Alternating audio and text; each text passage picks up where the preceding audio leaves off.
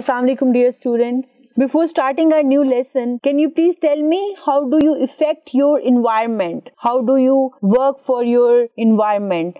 How do you help the nature to keep it clean and neat for all of us? It's chapter number 5 and the topic is effect of man's action on the environment. इंसानी सरगर्मियों के हमारे माहौल पर क्या असरात होते हैं?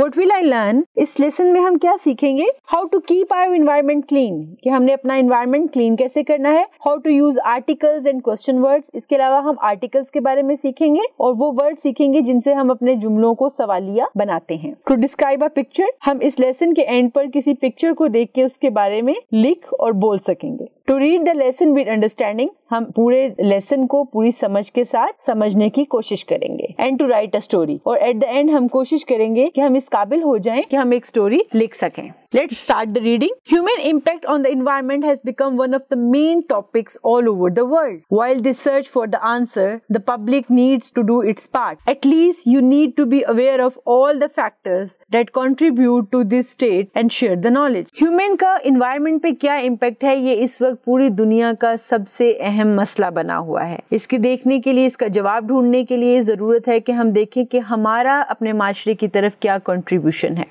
Overpopulation has grown into an epidemic since mortality rate has decreased, medicine has improved and methods of industrial farming were introduced. हमारी आबादी का रेट बहुत ज़्यादा बढ़ गई है क्योंकि हमारी शरह अम्वात बहुत कम हो गई है. मेडिसिन पहले से ज़्यादा अच्छी दस्तयाब हैं. हमारी इंडस्ट्रियल फार्मिंग पहले से बहुत अच्छे तरीकों से काम कर रही है. Thus keeping humans alive for much longer, जिसकी वजह से इंसान की जिंदगी की मुद्दत बढ़ गई है. And increasing the total population, और इसकी वजह से टोटल पॉपुलेशन पूरी हमारी आबादी में, मुल्क की और फिर उसी तरह पूरी दुनिया की आबादी में इजाफा होता जा रहा है. Humans require space and lots of it, whether it is for farmland or industries which also take up tons of space. An increased population results in more clear cutting, resulting severely damaged ecosystems. Without enough trees to filter the air, CO2 levels increases which carries the potential to damage every single organism on earth. Unfortunately, humans are the most polluting species. बदकिस्मती से हम इंसान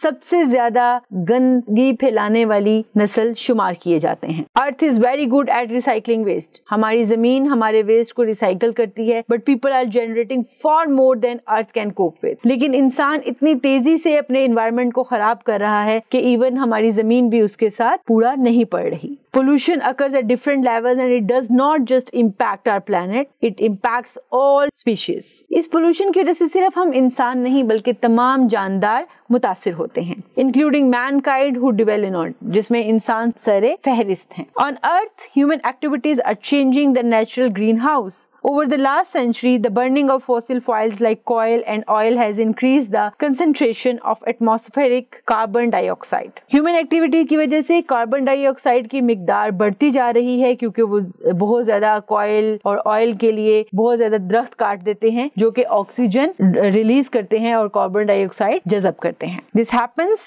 because the coal or oil burning process combines carbon with oxygen in the air to make CO2, that is carbon oxygen. To a lesser extent, the clearing of land for agriculture, industry, and the other human activities have increased concentrations of greenhouse gases. जमीन को रहाइश के लिए, सन्नतों के लिए और दूसरी activities के लिए दरख्तों से साफ किया जा रहा है. दरख्त काट दिए जा रहे हैं जिसकी वजह से बहुत सी गैसेस फिजा में बढ़ गई हैं. Every year over 8 million tons of garbage are dumped into the ocean. हर साल तकरीबन 8 मिलियन टन कूड़ा या गंद हमारे ओशंस में गिरा दिया जाता है. Not only in garbage introduced in the ocean but also excessive amounts of fertilizers that find their way into the ocean through rains, floods, winds or dumped in excess right into the largest producer of the oxygen we have. इसकी वजह से हमारी आबी हयात बहुत ज्यादा मुतासिर हुई है. और इसके अलावा जो फर्टिलाइजर्स हमारी बारिश के जरिए, फ्लड्स के जरिए या हवाओं के जरिए पानी में शामिल हो जाते हैं, उसकी वजह से भी आबी आलूदगी की शरह बहुत बढ़ गई है.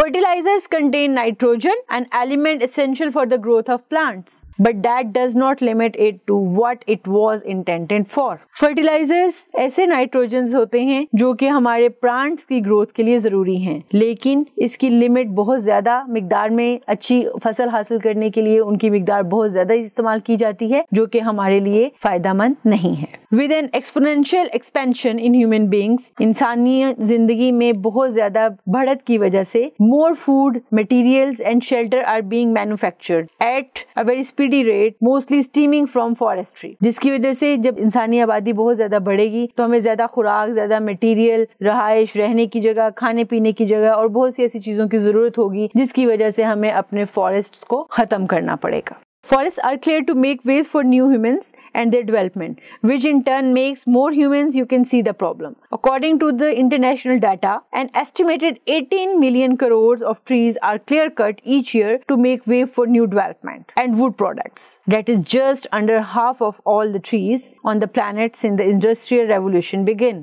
International data के accordingly 18 मिलियन एकड़ दरख्त जमीन से गायब हो गए हैं, और उसकी रीजन सिर्फ न्यू डेवलपमेंट है. नई तरक्याती हाउसिंग स्कीम्स या सन्नतों की वजह से इन दरख्तों को काट दिया जाता है. With trees being one of the largest product of oxygen, clearly that is not good thing for humans and especially not for animals that call the forest their home. इसकी वजह से इंसानों के लिए तो ऑक्सीजन की कमी होती ही है, जानवरों के लिए भी उनका घर छिन जाता है. Thank you so much.